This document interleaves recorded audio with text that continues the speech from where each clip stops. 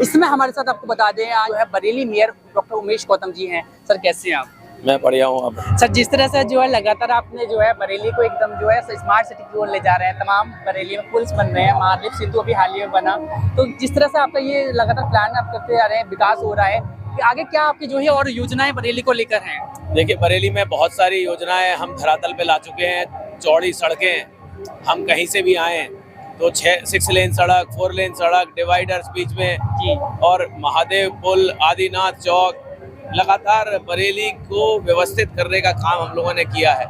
अभी लगभग 12 करोड़ रुपए के हम लोग पौधे लगा रहे हैं। अगर आपने रेलिंग देखी हो, जी जी बिल्कुल, 8 फुट ऊंचे पौधे लगा रहे हैं, जिससे कि बरेली में अब ग्रीनरी भी बढ़े।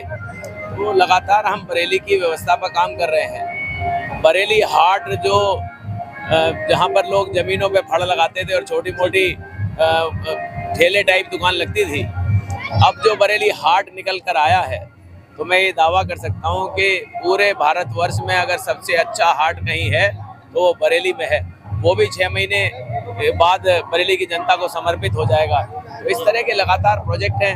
आईटी पार्क की बात करें, लोग बड़े समय से डिमांड कर रहे थे कि बरेली में आईटी इंडस्ट्री आनी चाहिए, तो उसके लिए 3 महीने पहले ही हमारे माननीय मुख्यमंत्री योगी आदित्यनाथ जी के कर कमलों से उसका शिलान्यास हो चुका है। 2025 दिसंबर तक लगभग वो तैयार हो जाएगा और उसके बाद 3 से ज़्यादा कंपनियों के हमारे पास ऑलरेडी एमओयू आ गए हैं। जो कंपनियां 500 सीट के सॉफ्टवेयर पार्क यहाँ पर जो बना है उसमें अपनी इंडस्ट्री स्थापित करेंगी। तो अब यहाँ के लोगों को, आईटी के लोगों को खासतौर से बाहर नहीं जाना पड़ेगा, उनको अब यहीं जॉब की सुविधा उपलब्ध होगी। बिल्कुल। सर बरेली की जनता का जो है, बरेली की जो आवाम है, उनका एक बड़ा सपना रहा है और आपका भी एक मिशन रहा है बरेली मेट्रो का, वो कब तक बरेली को मिलेगी? देखिए, बरेली मेट्रो की अभी डीपीआर बन रही है, अभी उसकी फिजिबिलिटी नहीं निकली है, लेकिन उसके अलावा हमारा जो उससे पहले हमारा बरेली में जो इलेक्ट्रिक बस हमने चलाई है, बिल्कुल, अभी हमने 25 बसें चलाई हैं जो एयर कंडीशनड हैं, किराया भी कम है और अब उसमें भारी मात्रा में लोग आ रहे हैं। तो अभी हमने 75 बसों के लिए और हमारे माननीय मुख्यमंत्री जी ने हमें स्वीकृति दी है, जो हमारे पास इन 6 महीनों में आ जाएंगी। तो पहले 100 इलेक्ट्रिक बसें बस घूमेंगी बरेली में, जिससे कि प्रदूषण भी नहीं होगा और लोग सुकून के साथ यात्रा भी कर सकें। सर जैसे कि बरेली के जो आम जो इस समय स्टूडेंट है, जो अपनी BA MSc जो है तमाम जो डिग्रियां करने के बाद एक रोजगार की तलाश में घूमते हैं, आपकी ओर से जो है किस तरह से उनको प्रयास किया जा रहा है रोजगार को लेकर? देखिए, अभी हम लोगों ने एक रोजगार मेला लगाया था जी, जिसमें जितने लगभग रजिस्ट्रेशन हुए थे उसके 80% लोगों को रोजगार मिल गया। जी जी, तो इस तरह के रोजगार, अब रोजगार बहुत सारे उपलब्ध हैं। अगर हम ग्राउंड ब्रेकिंग सेरेमनी के हिसाब से देखें तो बरेली में लगभग 32,000 करोड़ का निवेश आया है जी, और वो अब लगातार इंडस्ट्री खुलना शुरू हो गई है, तो उससे बरेली में भी रोजगार उपलब्ध हो रहा है। तो अब बरेली तरक्की की राह पर है। युवाओं को कुछ सोचने की जरूरत नहीं, बल्कि उन्हें सोच बदलनी पड़ेगी। कुछ युवा नौकरी लें और कुछ युवा अपने आप को स्टार्टअप में बढ़ाते हुए नौकरी देने की भी बात करें।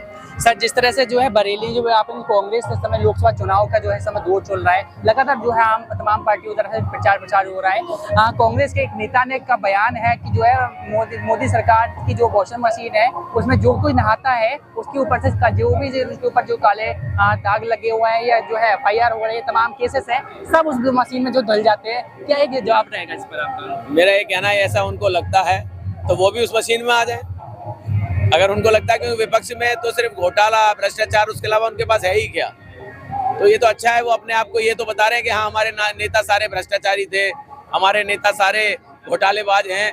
तो अब उनका भी मुझे लगता है देखना पड़ेगा कि उनका भी शायद नंबर आने वाला होगा, इसलिए उन्हें अभी से डर लग रहा है।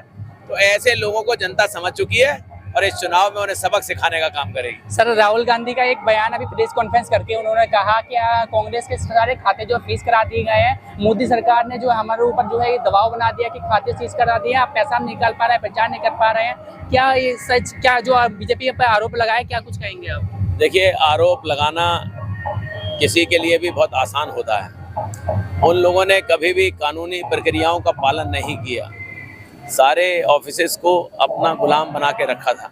अब ऑफिसेज, चाहे वो इनकम टैक्स हो, चाहे CBI हो या ED हो, वो अपना अपना काम कर रही हैं। अब जब वो काम कर रही हैं तो इन लोगों को तकलीफ हो रही है। तो तकलीफ का इलाज तो अपने डॉक्यूमेंट प्रस्तुत करें, सही तरीके से रखेंगे तो निश्चित रूप से उनकी सुनवाई होगी, लेकिन उनको कागज नहीं देने, उनको मीडिया में छाना है, पब्लिक के सामने रोना है, पब्लिक के सामने रो के दिखाना है कि हम तो पता नहीं कौन मजलूम हो गए। तो ये जनता सब समझ चुकी है, इनके रोने में आने वाली नहीं है। बिल्कुल धन्यवाद। बहुत बहुत धन्यवाद आपका। इस समय आपको बता दें हमारे साथ जो है बरेली के मेयर उमेश गौतम थी, जो उन्होंने बताया कि बरेली में जो विकास कार्य किस तरह से जो है तेजी से बढ़ रहे हैं, बरेली स्मार्ट सिटी की ओर बढ़ रही है, उन पर आज बरेली के मेयर उमेश गौतम जी से चर्चा हुई।